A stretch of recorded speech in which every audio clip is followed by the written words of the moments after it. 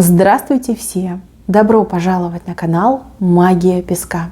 Дорогие мои зрители, всех вас сердечно благодарю за ваши лайки, хорошие добрые комментарии, за вашу поддержку, за ваши просмотры. Земной вам поклон!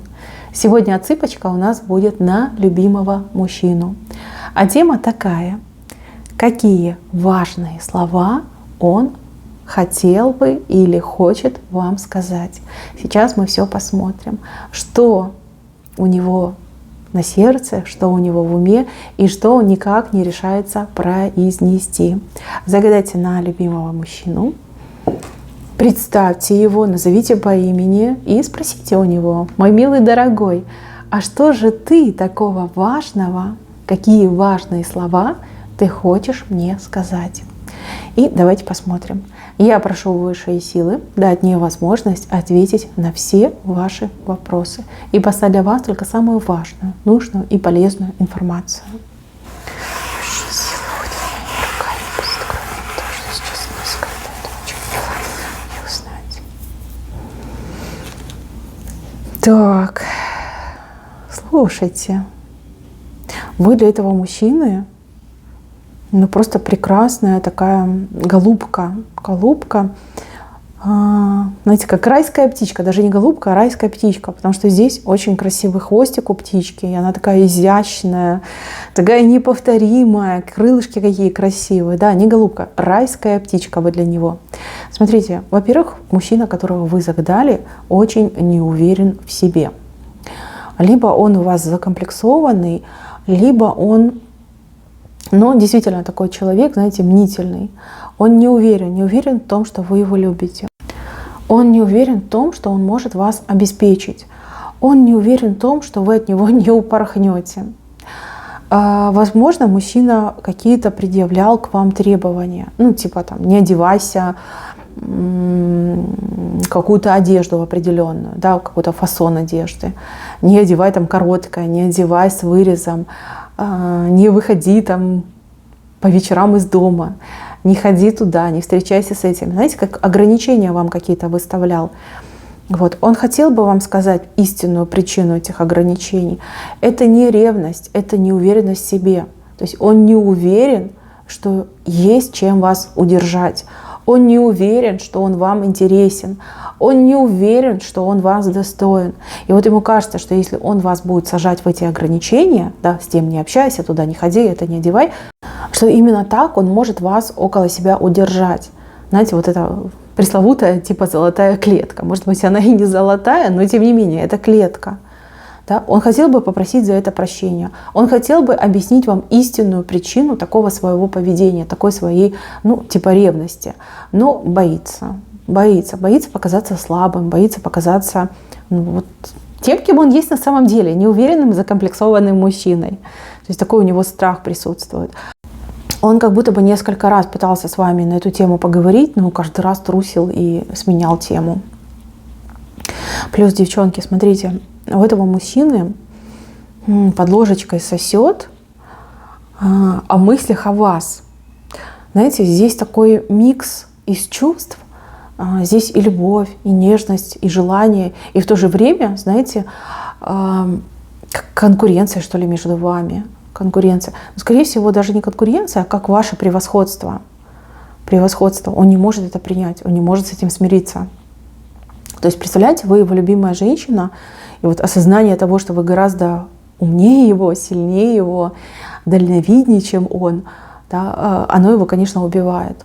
С одной стороны, все ваши советы, все ваши мысли, все ваши слова, они, конечно, крайне полезны, и он готов, он хотел бы этим пользоваться. Но, с другой стороны, это все бьет его самолюбие. Если я буду пользоваться ее советами, это типа я не мужик, это типа я дурак, я типа слабый, я типа сам ничего не понимаю, не вижу. Может быть, вам как-то следует немножко поменять форму подачи этих мыслей и идей. Да? Не говорить ему в лоб, например, здесь ты не прав, и нужно так и так. Да? Ты что, глупый, ты что, дурачок? Да? Не надо этого говорить. Скорее попытайтесь свои мысли выдавать за его. Ты же помнишь, ты мне говорил вот такую-то вот схему. Да? Это очень хорошая схема. Давай попробуй, сделай так. Да? Вот в таком ключе. Он был бы вам очень благодарен за это. Потому что ему стыдно, что он глупый, а вы умная. Ему стыдно, что эта разница, она настолько ощутима, она настолько видна. И это бросается в глаза, всем бросается в глаза, вот кто у вас знает. Вот. Его это очень-очень смущает. Конечно, он рад, что у него такая умная женщина, но с другой стороны, это бьет ему по причинному месту. Извините, но как бы я должна вам это сказать, это его слова, не мои. Так, в следующем моменте. Здесь даже, как знаете, предъявление вам претензий в виде того, что вы слишком прекрасна, либо вы слишком соблазнительна. Когда вы рядом, он ни о чем другом думать не может, кроме как о обладании вами. То ли вы это специально делаете, то ли вы от природы настолько вот прям сексуальный, харизматичный, притягательный, такая манка. Он не может вам сопротивляться. Иногда, девочки, он действительно вас не слышит. Вот когда вы какие-то серьезные вещи говорите, он вас не слышит, потому что у него весь мозг перетекает туда, пониже, в чресло перетекает, и он ничего с собой поделать не может.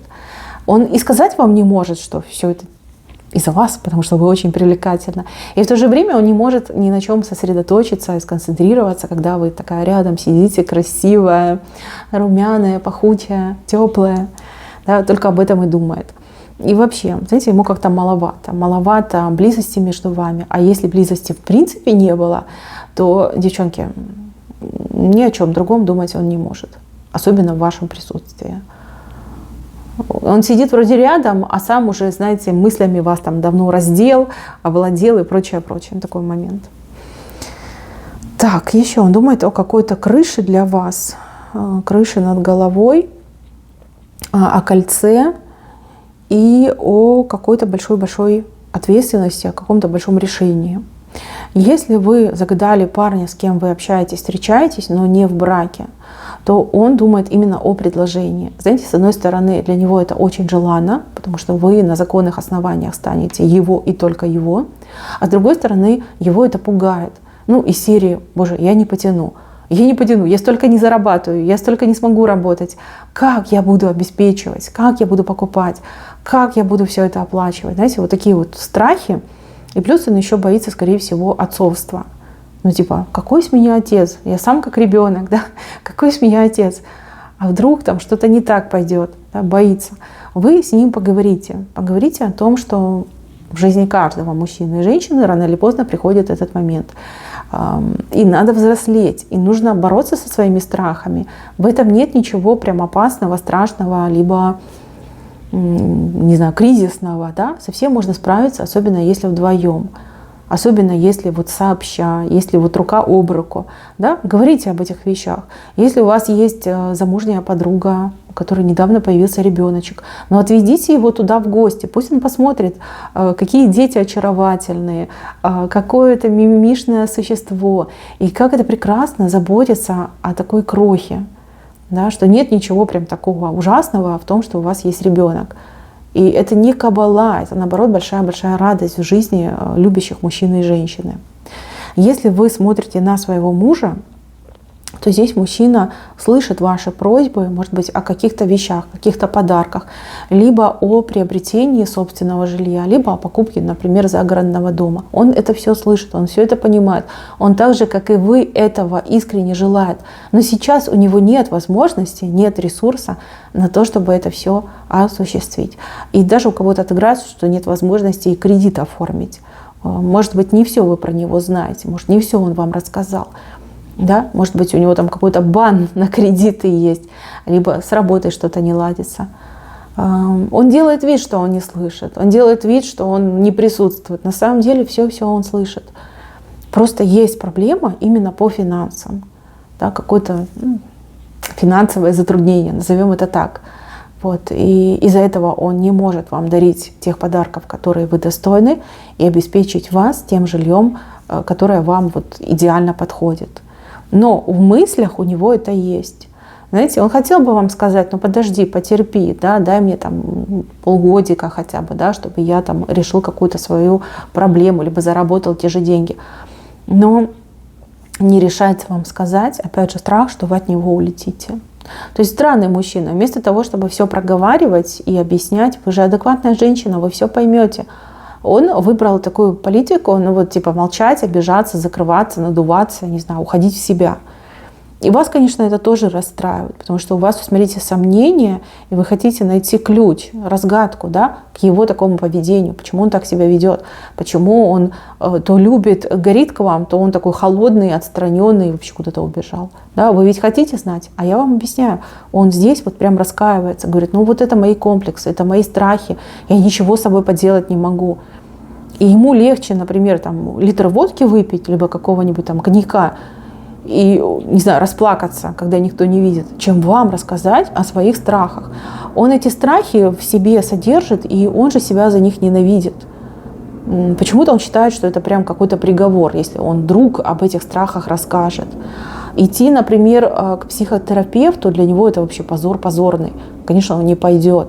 Не пойдет. Может быть, у него воспитание такое, может быть, компания такая, знаете, которая любит там троллить, высмеивать, там, нехорошие вещи делать. Может быть, из-за этого. Но благодаря вам, девочки, он меняется. И меняется в лучшую сторону. Он стал гораздо лучше, чем был раньше. И мысли у него стали гораздо правильнее, чем были раньше.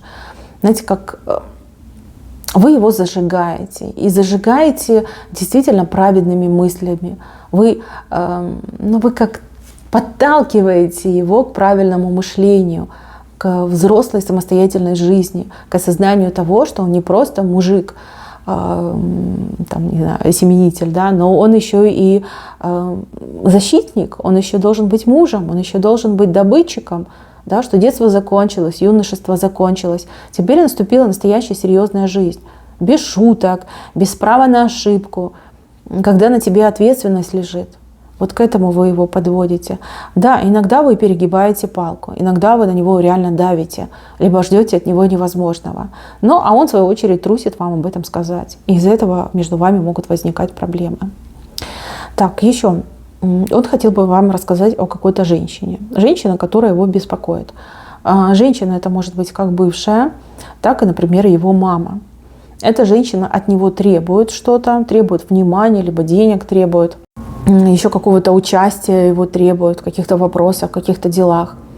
И он, боясь этой женщины, либо ее реакции, либо шантажа со стороны этой женщины, он у вас ворует время, да, время, которое он бы мог провести с вами, либо деньги, которые он мог бы потратить на вас, он вот отдает туда, передает туда.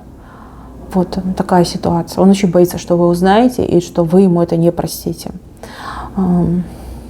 Конечно, сложная ситуация и выход из нее, но это только правда, это только чистосердечно признаться.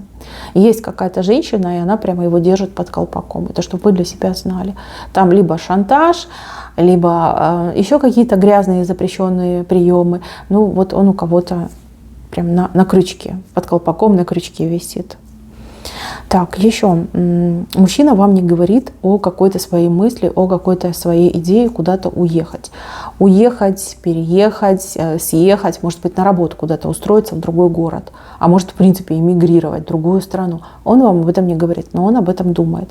Почему-то ему кажется, что вы эту идею не примете. А если даже примете, то вы с ним не поедете. То есть до последнего будете говорить, да, мы едем, а потом в последний момент скажете, не уеду, у меня здесь семья, у меня здесь мама, у меня здесь папа, там бабушка, дедушка, там дети, может быть, от предыдущих браков, никуда я не уеду. Да? Вот этого он очень боится. Знаете, он как чувствует, что здесь, в том месте, где вы проживаете сейчас, нет возможности, нет перспективы, как будто бы какой-то день сурка, все время одно и то же. И он не выберется из своих проблем, находясь в этом месте. Такой момент присутствует.